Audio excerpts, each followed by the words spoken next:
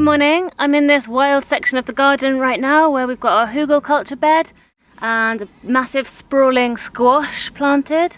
Just trying to tidy it up a bit. Over the last couple of weeks it's just absolutely exploded in like little tree saplings. There's loads of this false acacia or black locust tree sprouting up. Loads of this spiky, I think it's called a thorn of Jesus or thorn of Christ tree coming up everywhere, which is really spiky and horrible, and it's just impossible to walk through here. So I'm trying to cut back some of this stuff and it's going to be fed to the goats. Probably a more effective thing would be to actually bring the goats down here so they can just eat it. But we've got lots of plants down here which I'm sure they would like to also munch on, so that's not really possible. But yeah, there's lots of stuff here that goats really love. They love the black locust, they love things like dandelions, and they seem to love bindweed as well, which we have a lot of here, so I'm just pulling big handfuls of that up as well. I just want to get this area clear so that I can continue to walk back round through this way and get to the other part of the garden, which is not really that possible at the moment. In this video I thought I would just show you a bit of a tour of the garden in July, show you what's going on, what's working well and what's not. I'm sure you'll all have lots of comments on things as usual, which is super useful, so I'm really looking forward to reading those. I'm hoping to maybe do one of these once a month. I think for me it would just be a really good way to capture my thoughts as the year goes on and have a record of what's happening, and yeah, for me more than anything I would like to try and do one of these. It's actually not too hot today, it's maybe like 10 in the morning, which recently has been too hot to be outside working. Usually I would be wrapping up by about now, but it's actually a little bit cloudy. There's a few clouds in the sky, so that's quite nice. And here we're still in the shade, so anyway, I'm gonna crack on.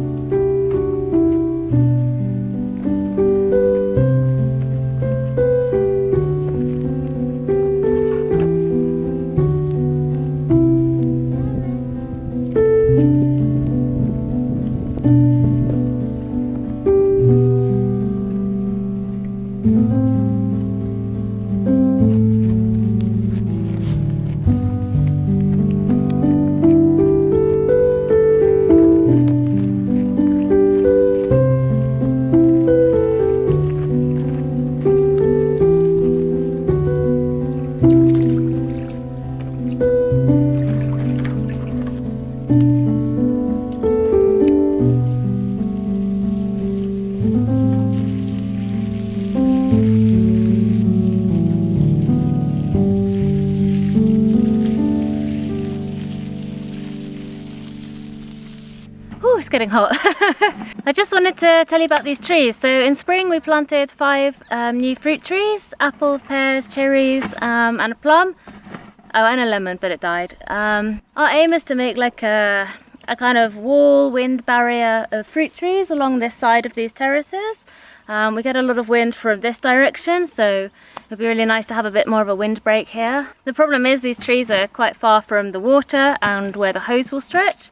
So when it comes to watering them, it's by hand and it's a bit of a task, but the good news is they've all been doing really well apart from the lemon. So I'm really happy because it can be quite hard to get trees established here, young trees, because in general the ground is quite dry and hard, and the summers are so hot and so dry, so you really have to give them quite a lot of care. That's why we just said 5 this year along this side, because I think it would just be too much work watering more than 5. Next year maybe another 5, and yeah, maybe at some point we'll have our kind of long windbreak food forest line thing of trees, which we're hoping for. These 2 trees here are both pomegranates, and these are really handy because they're both growing in the barranco, so their roots and their trunk is over the edge of the ledge here, and just their crowns are poking up above the barranco at the perfect level for us to harvest the pomegranates, so that's really nice of these trees.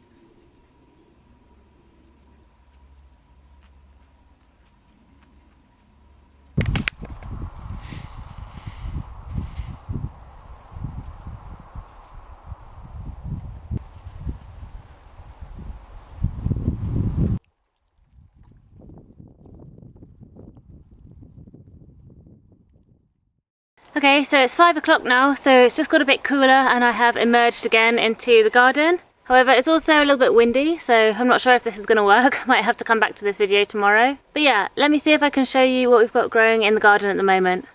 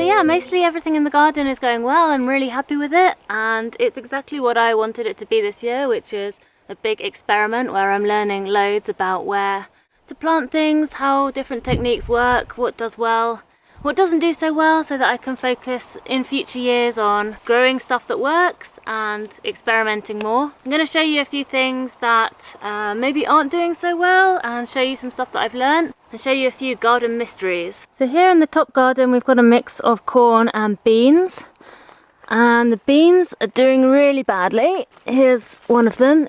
It's I think it's supposed to be a climbing bean, but it hasn't climbed at all, and it's just made these pathetic little bean pods, which I'm really not even bothering with harvesting. These purple bush beans are also not doing too well for me, and the theme I'm noticing with some of these beans that are just not doing well is that they're all from a seed company from Wales, and I think probably these varieties were bred to do better in a very different climate. They just seem very stunted here, and some of them that I have planted in even more direct sun, despite having plenty of water, have just, yeah, not flourished. Look at the size of the bean pods we've got. It's not even the size of my little finger. So I won't be planting these varieties again. I guess I could try and use up the seeds that I've got in a cooler month, maybe plant in September. I don't know if that would work, but yeah, not great success with these. Okay, so here we have a garden mystery. I bought two watermelon starts as little seedlings from the co-op, and I was told in the co-op that this was a male and a female watermelon plant, and I needed one of each. I don't know if that's true. I'd never heard of squashes or melons being like male or female. I guess I'll have to check that. But that's not actually the mystery. The mystery is that I planted these two seedlings here, and we seem to have on both plants fruit, but there's been 3 different kinds of fruit that I've seen, and I just can't figure out how that could be possible. So first of all, we had this melon, which looks like a classic watermelon, and it was indeed a delicious watermelon. From, I think, the same plant, we've also got this, which again looks like it could well be a watermelon, even though it looks different to the other one. I think this is probably ready to pick, actually. And then we've also got, from the same plant, I think, well, maybe not, maybe from the second plant, this, which is not a watermelon. This looks like a winter squash. So I don't know what I was sold, but I'm very confused. About 80% of my tomatoes this year are just from volunteer seedlings. I didn't have much success germinating tomato seedlings when I was trying to back in April. It just wasn't warm enough, and we don't have a greenhouse. So thinking that I might not have any tomatoes if I didn't go around trying to find all the volunteer tomatoes, I went around trying to find all the volunteer tomatoes and planted them all, and now I've got a lot of tomato plants, but I don't know what variety they are, so I don't know if they're determinate or indeterminate. I don't know if I should be really pruning them or not, and I don't know what kind of tomato they're going to produce. So that's all a bit of a surprise slash mystery. Some of them are looking like really bushy and really healthy. Some of them are looking a bit sad and sorry for themselves, even though they're planted in like the exact same position. Some of them I actually do know the variety, but yeah, I'm a bit disappointed with my planning and organisation of tomatoes in general this year, because I would have loved to try more actual varieties and get an idea of what varieties I like and which ones grow well here, but I just filled all my beds with random volunteers and I don't really have space for loads more, so next year I'll try better on that. I'm also really disappointed in some of these pole beans as well. This was a variety that did really well last year. Just a few plants just grew enormously, kind of out of control, and produced way more beans than I could get through, and I was really excited to grow the exact same variety again. This is Buenos Aires Roja, and they're just really small this year, and yeah, nothing like they were last year. I have planted them a lot earlier, maybe in May or June. I'm also not very good at taking notes about when I'm doing stuff. Yeah, I planted them a lot earlier last year. I probably planted them in like August. They're also in a slightly less sheltered position. They're getting a lot more sun, so I don't know if that's affecting them. Okay, I can't do this with one hand. Oh, look at you. And then finally, these two kind of like extra beds behind me, which are not part of the main garden, and I just planted them because they were kind of half prepared and I needed a bit more space. They're not doing so well either. I mean, they're okay, but everything just looks a lot more wilted and sorry for itself by the end of the day compared to in the main garden, and I put that down to the fact that this field is just a bit more exposed. There's no trees, there's no grapevines that provide a bit of shade, and it's also just more exposed to the wind, so when we've got like a warm wind, I reckon these plants are just drying out a lot more than the plants in the other garden. But I wouldn't plant beds here like this again. If I was going to use this field again, I would do it really differently. I wouldn't just have a couple of random beds out here. We would have probably rows of crops going in the other direction. And I'm definitely not going to do that until we get like a drip system installed or some kind of irrigation sorted in this field, because the hose barely stretches over here and it's really a pain to water, and that's not helping these plants either. So yeah, if we get anything decent out of these couple of beds, I'll be happy, but they're definitely not going to be the most productive beds of the garden. I've also still got a few things in trays that really need to go out as well. Things like a few more squashes and courgette plants. I think I've still got time for these because last year I was planting squash in August and I still got some pumpkins in October, November time. So yeah, again, I guess we'll see. It's all about learning this year. We also have a little tree nursery going on here. Got maybe 4 or 5 quince saplings, cuttings that are still alive, and that's quite exciting because we love quince and it would be lovely to have a few more quince trees.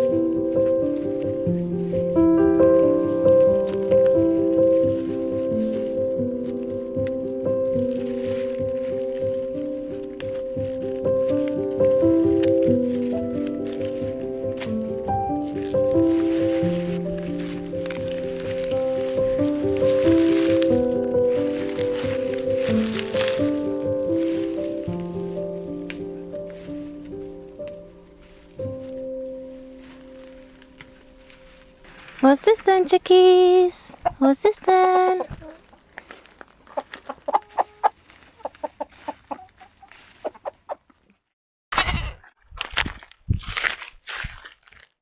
So yeah, I think that's it for this video. I just wanted to show you a brief tour around the garden in July. The goats are still enjoying their big bucket of leaves and trimmings. I think it's a bit much for them. I don't think they need that much. They think it's time for their walk, but they're wrong. They've got to wait a couple of hours. 7:30 walkies, you know that. Anyway, yeah, thanks for watching this video. Hope you have enjoyed it, and I'll see you in the next one.